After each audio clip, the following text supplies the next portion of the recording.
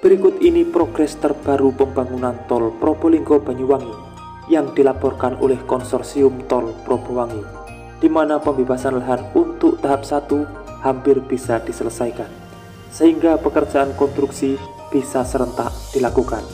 Berikut ini informasi selengkapnya.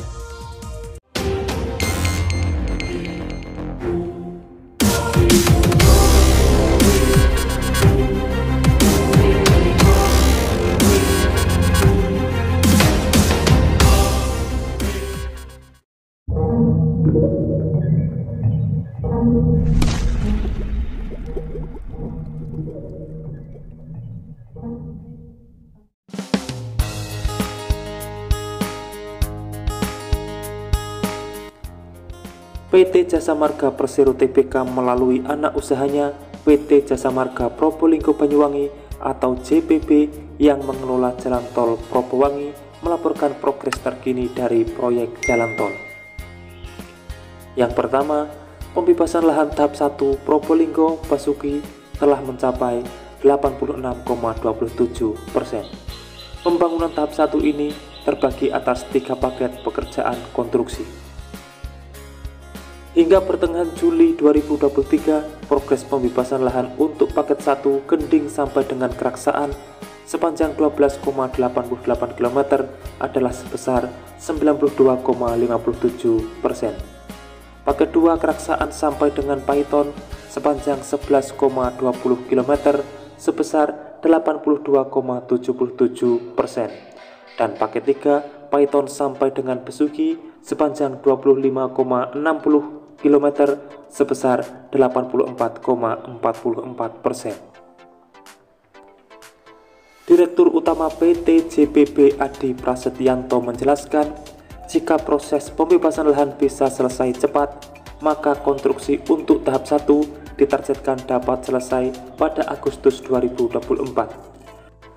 Progres konstruksi pun telah dimulai sejak Februari 2023 lalu, yang saat ini berjalan sesuai dengan jadwal pekerjaan yang telah disepakati. Dalam pembangunan jalan tol tersebut, PT JPB bersama kontraktor pelaksana serta konsultan pengawas dan konsultan pengendali mutu berkomitmen akan memastikan keselamatan, keteknikan konstruksi, keselamatan dan kesehatan kerja, keselamatan publik hingga keselamatan lingkungan. PT JPB dalam membangun tol ini juga tetap menjaga TKDN dalam proyek ini, sebanyak mungkin menggunakan sumber daya setempat dalam pekerjaan, termasuk penyediaan tenaga kerja, peralatan serta bahan dalam negeri. Pembangunan jalan tol Probolinggo Banyuwangi memang dibagi menjadi 2 tahap pembangunan, yaitu tahap 1 menghubungkan Probolinggo hingga Besuki sepanjang 49,68 km dan tahap 2 menghubungkan Besuki hingga Banyuwangi sepanjang 125,72 km yang saat ini difokuskan di tahap 1. Hal ini sesuai dengan Permenko Perekonomian Nomor 9 Tahun 2022. Pembebasan lahan dan pembangunan jalan tol Probolinggo Banyuwangi difokuskan pada ruas Probolinggo hingga Besuki dengan hak konsesi selama 50 tahun dan investasi sebesar 10,8 triliun. Pembangunan tahap 1 Probolinggo Besuki akan memiliki 3 gerbang tol, yaitu gerbang tol Keraksaan, gerbang tol Paiton, dan gerbang tol Besuki. Selain itu juga akan memiliki 3 sebuah simpang susun, yaitu simpang susun Keraksaan, simpang susun Paiton, dan simpang susun Besuki, serta dilengkapi dengan 2 lokasi rest area yang terletak di STA 33+65 di kedua arah Probolinggo maupun arah Besuki. Jalan tol Probolinggo Banyuwangi terbagi atas 7 seksi, yaitu seksi 1 Probolinggo sampai Keraksaan sepanjang 12,88 km, seksi 2 Keraksaan sampai Paiton sepanjang 11,2 km, seksi 3 Paiton sampai Besuki sepanjang 25,6 km, seksi 4 Besuki sampai Situbondo sepanjang 42,3 km, seksi 5 Situbondo sampai Asembagus sepanjang 16,76 km, seksi 6 Asembagus sampai Bajulmati sepanjang 37,45 km dan seksi 7 Bajulmati sampai Ketapang sepanjang 29,21 km. Jalan tol ini merupakan salah satu proyek strategis nasional yang dikelola oleh PT JPP selaku badan usaha jalan tol yang kepemilikan sahamnya dimiliki oleh Jasa Marga sebesar 94,93%, PT Brantas Abipraya Persero sebesar 5,00% dan PT Waskita Toll Road sebesar 0,07%. Jalan tol Probolinggo Banyuwangi ruas Probolinggo Besuki dapat memangkas waktu tempuh Probolinggo sampai dengan Besuki yang semula sekitar 1 jam 15 menit menjadi 30 menit dengan kecepatan rata-rata 80-100 km per jam saat nanti beroperasi. Jalan tol Probolinggo Banyuwangi merupakan ruas pamungkas dari jaringan jalan tol Trans Jawa yang menghubungkan ujung barat hingga ujung timur Pulau Jawa untuk meningkatkan konektivitas serta mempermudah mobilitas orang, barang, dan jasa. Laporan progres jalan tol ini disampaikan saat kunjungan kerja Komisaris dan Direksi Jasa Marga pada Sabtu 22 Juli lalu. Dalam kesempatan itu hadir pula pemimpin proyek paket 1 dan 2 Eva Dayana dan pemimpin proyek paket 3 Reza Khazimi.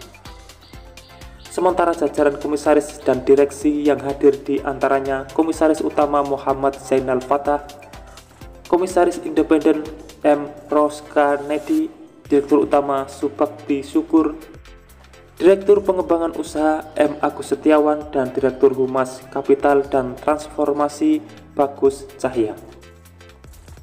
Sementara itu untuk tanggap bencana yang tidak diinginkan saat tahap pembangunan tol Probowangi, maka dibentuklah Emergency Response Plan atau kita kenal juga dengan kesiapsiagaan tanggap darurat bencana.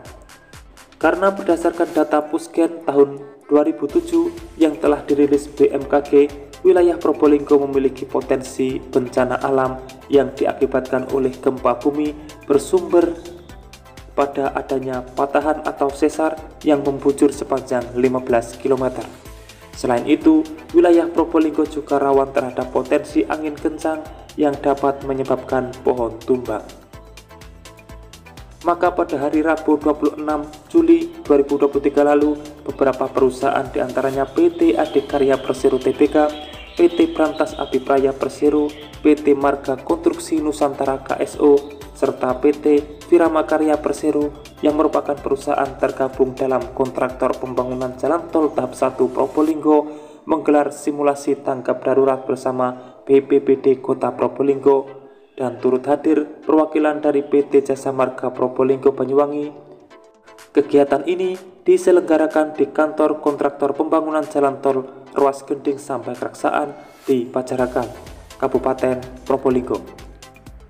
Jujuk Pujo Asmoro, manajer IHSE PT Adikarya Persero, menyampaikan kegiatan simulasi tanggap darurat ini merupakan program kerja di bidang HSE atau Health, Safety, and Environment dengan titik tumpul pada program keselamatan dan kesehatan kerja sehingga tercapai nihil kecelakaan atau zero incident.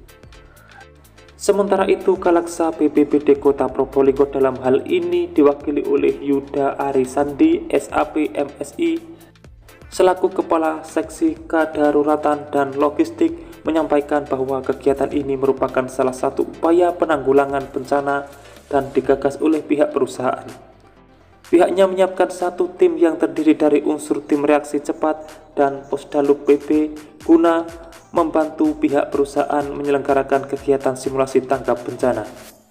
Materi diawali dengan pemaparan siklus penanganan bencana, langkah-langkah yang harus dilakukan saat dan pasca bencana, serta pengenalan aplikasi instrumen pemantauan bencana seperti WRS, Inates, MHEWS atau Sistem Peringatan Dini Multi Hazard, Sistem Informasi Prediksi Suhu, Kecepatan Angin, serta Potensi Bencana Hidrometeorologi. Itu semua dilakukan demi untuk keselamatan para pekerja yang membangun tol Probowangi, sehingga tidak ada hal-hal yang fatal saat terjadi insiden. Itulah progres terbaru mengenai pembangunan tol Probolinggo Banyuwangi yang bisa saya sampaikan untuk saat ini. Dan terima kasih telah menonton. Saya pamit undur diri. Wassalamualaikum warahmatullahi wabarakatuh. Sampai bertemu di kabar menarik selanjutnya.